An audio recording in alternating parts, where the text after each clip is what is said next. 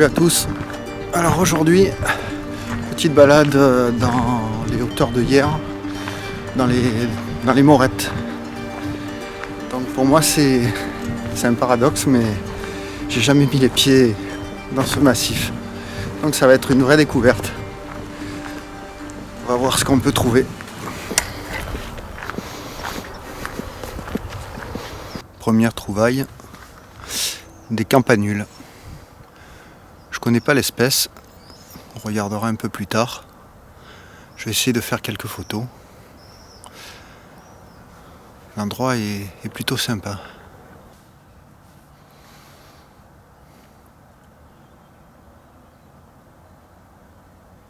Et là on voit un beau chèvrefeuille des Baléares en fleurs. Je pense avoir une bonne lumière. On vérifiera quand même un peu plus tard si c'est bien un chèvrefeuille des Baléares.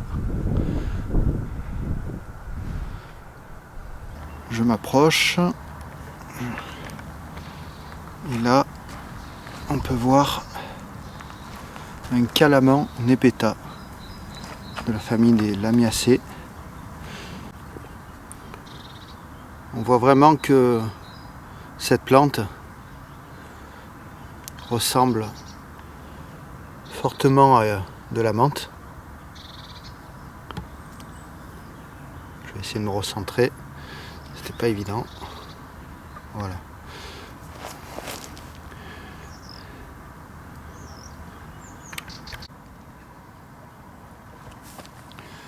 Le calaman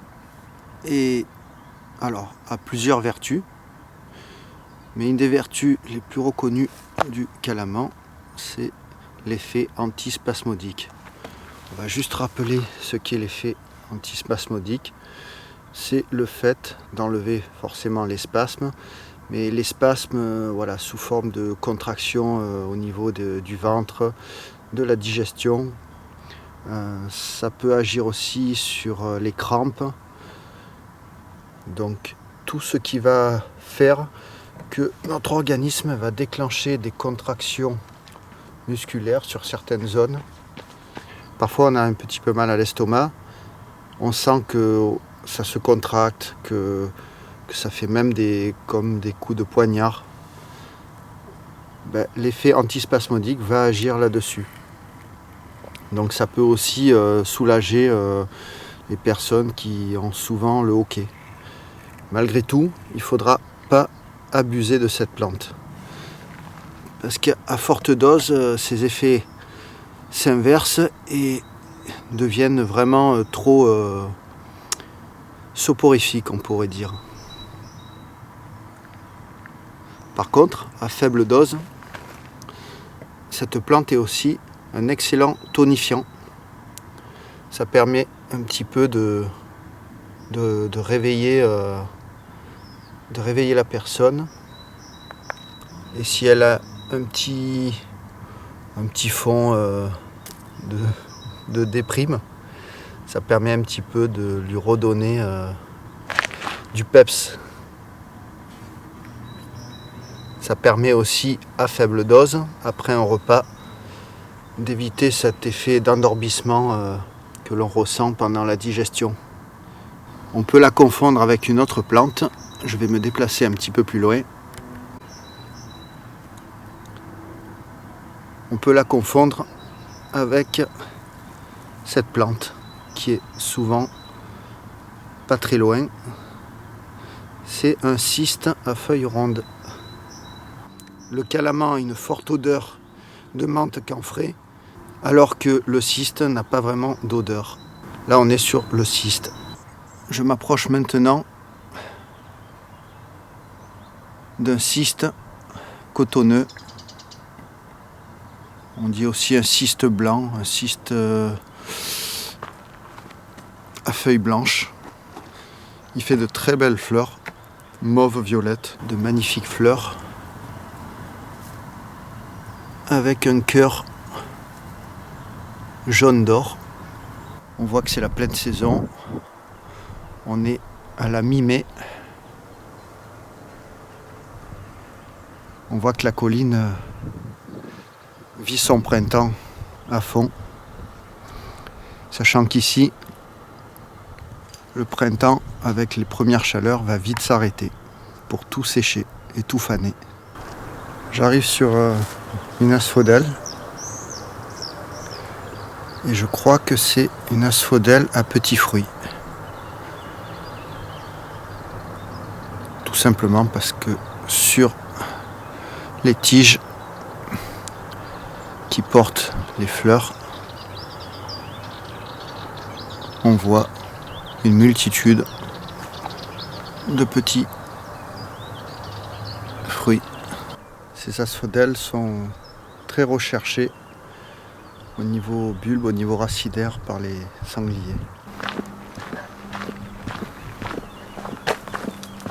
Voici encore un calaman. Il faut savoir que le calaman, par rapport à la menthe, est mieux adapté aux conditions climatiques et environnement un peu sec du bord méditerranéen. Cela ne veut pas dire qu'on ne trouve pas de la menthe, mais en général la menthe va se trouver dans les endroits étant beaucoup plus humides, près d'un cours d'eau, près de petites mares, des versants nord très très humides. Alors que le calaman, on va même pouvoir le retrouver après les premières chaleurs. Et ses propriétés de maintien en temps très sec est dû au fait, comme on a pu le voir dans des vidéos précédentes, que les feuilles sont revêtues d'un petit duvet. Et on a pu voir que ce petit duvet avait une double fonction, une protection contre certaines attaques d'insectes, mais aussi et surtout, ça permet à la plante de se protéger des variations climatiques et parfois extrêmes. On arrive maintenant sur une plante très intéressante au niveau pharmacopée. Il s'agit d'un géranium Robert de la famille des Géraniacées.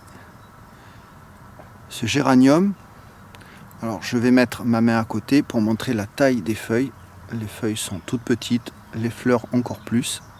Ne vous attendez pas à trouver un géranium de type géranium qu'on trouve sur les jardinières de balcon. Une des principales propriétés de ce géranium, c'est qu'il est astringent.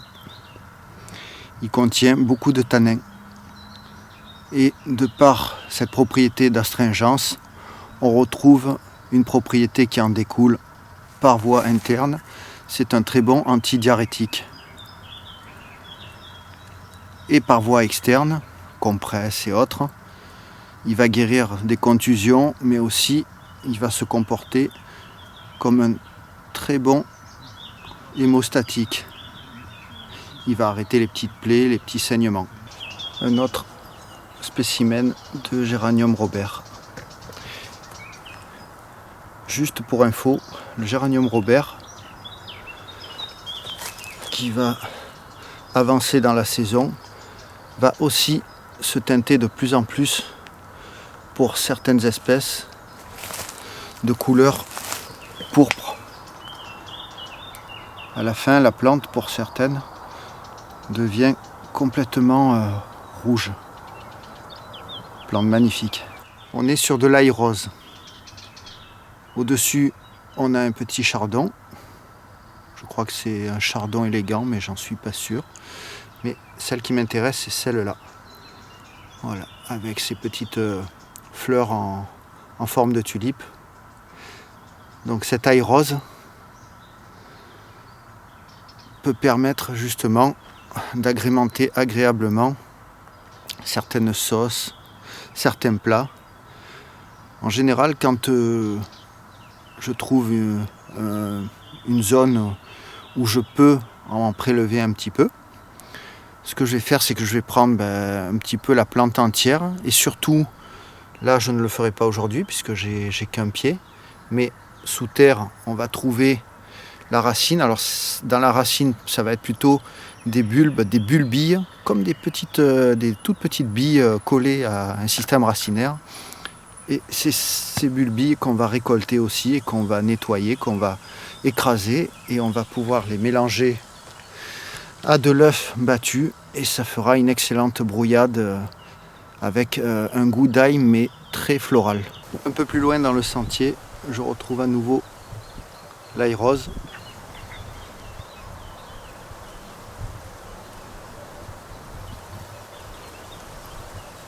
Je viens de tomber par hasard sur un bord de chemin sur des fleurs de lin.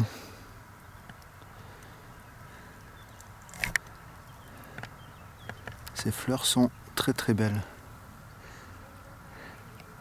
très fragiles, au regard en tout cas.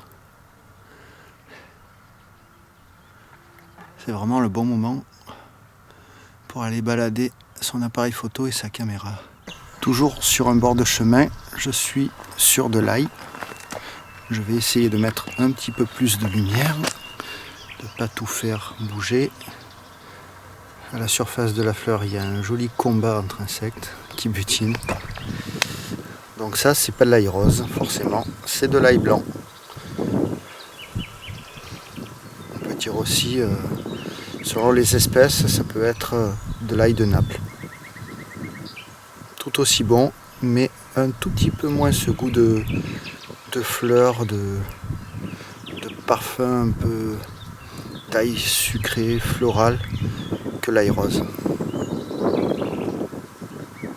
Mais excellent pour agrémenter une bonne brouillade. Je vais essayer de ne pas être trop essoufflé quand je vais vous parler, parce que je suis en pleine montée, dans un chemin bordé de cistes et de lavande stecca ou steccade. Je voulais juste revenir un petit peu sur le chèvrefeuille qu'on a croisé tout à l'heure. Ce chèvrefeuille a quand même quelques propriétés. Et essentiellement, c'est un bon diurétique. Ça veut dire qu'il va favoriser et favoriser l'évacuation par les urines de la rétention d'eau que l'on a dans le corps. J'espère être clair.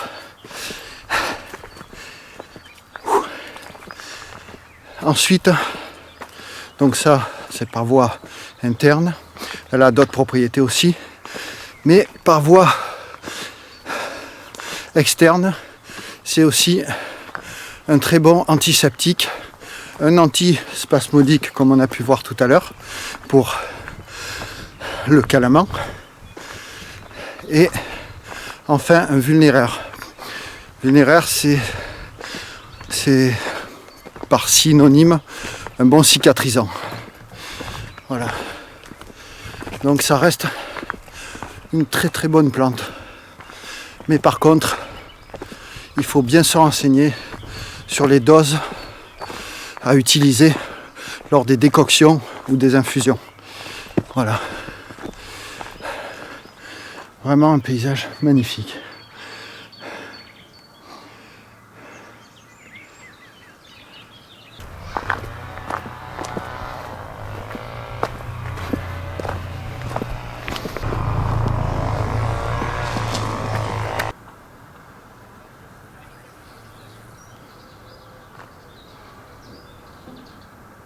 Je suis sur quelques pieds de cactus.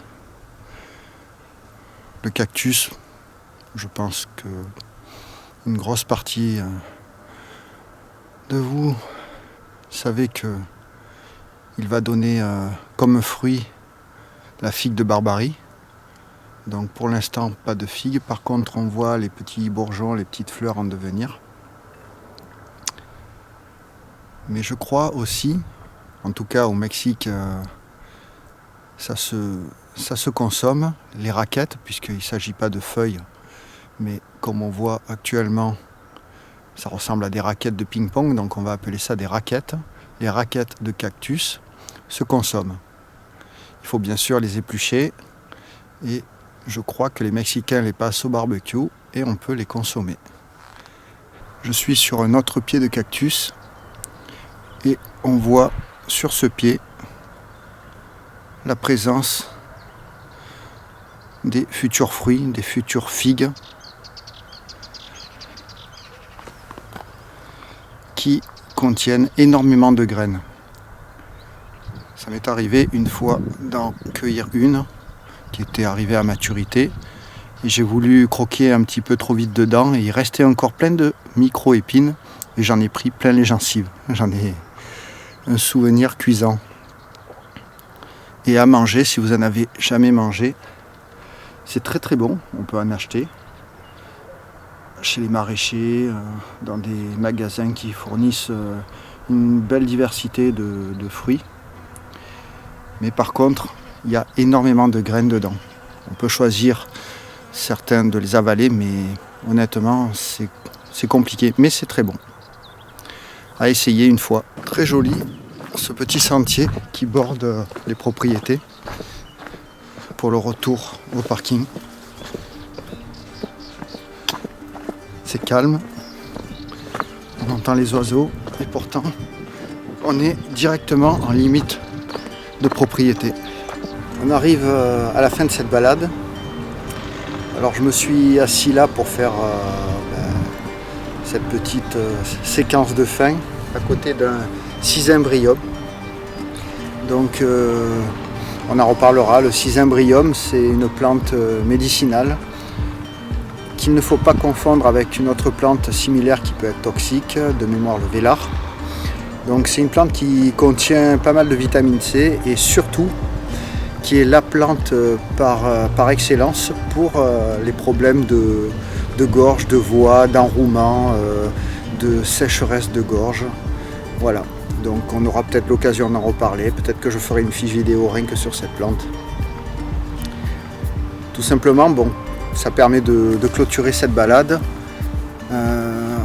Donc comme j'ai dit tout à l'heure, on est mi-mai et il y a de bonnes odeurs, c'est la colline qui s'exprime complètement. Et il faut vraiment mettre les pieds maintenant dans la colline parce que dans un mois et demi, ce sera fini. Donc n'hésitez pas à profiter vraiment de ces moments-là, c'est vraiment très agréable. Il y a plein d'endroits où vous pouvez aller, vous n'êtes pas obligé de venir ici.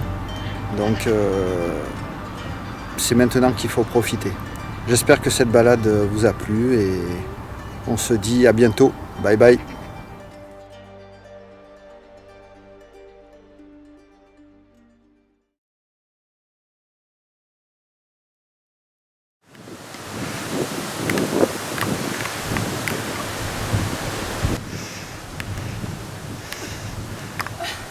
Lors d'une sortie pour personnes âgées, nous avons la dernière de la file qui arrive péniblement au sommet du Fenouiller.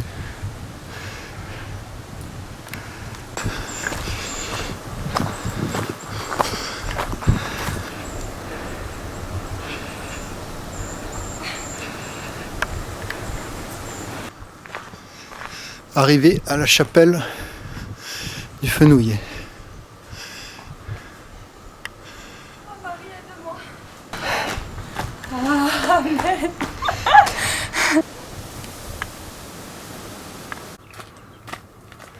Dora l'exploratrice. Là on est mieux,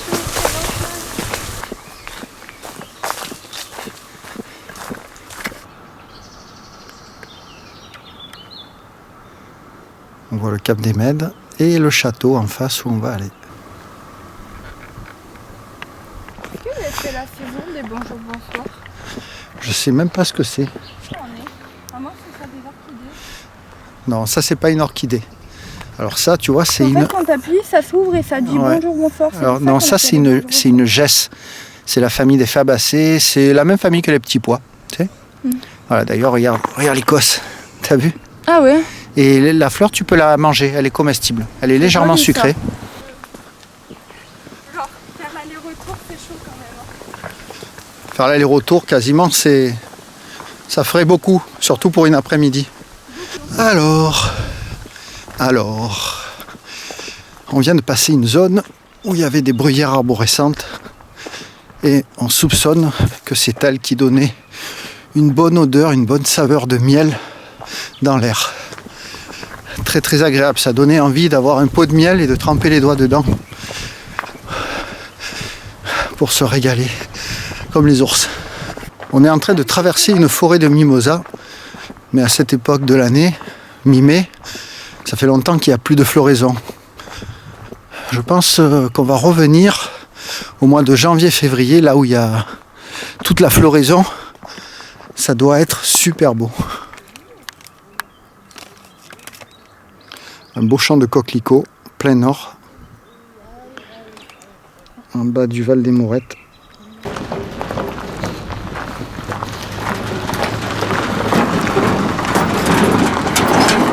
On arrive à la Villa Noailles.